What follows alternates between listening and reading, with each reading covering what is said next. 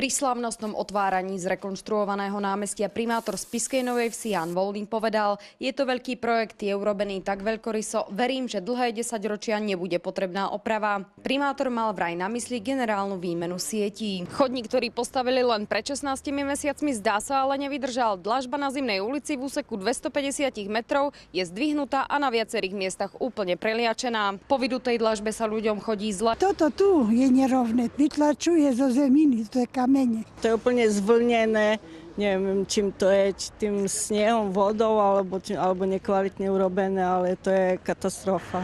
Sa veľmi zle ide a s kočiarom duplom. To je svedčí o kvalite práce vykonanej. Pokiaľ by sa mal ten chodník rozoberať, tak zasa bude vylúčený celý tento úsek, boh vie ako dlho, kým sa to nespraví. Prestavba tretej etapy námestia vyšla na 1 529 000 eur. 85% peňazí prispela Európska únia, 10% štát a 5% spolufinancovalo mesto.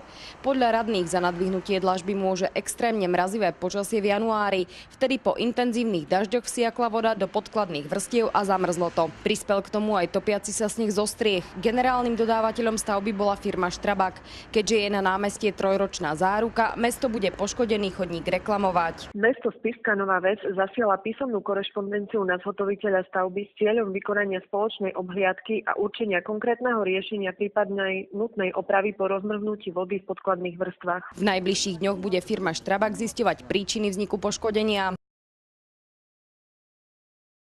Jednou z možných príčin je, že sa nepoužil vhodný typ dlažby do týchto klimatických podmienok. Zaujímavosťou je, že Spišská Nová Ves má najväčšie námestie na Slovensku. Kedy bude v centre obnovený chodník, zatiaľ jasné nie je. Zo Spišskej Novej Vsi Marie Balážová, RTVS.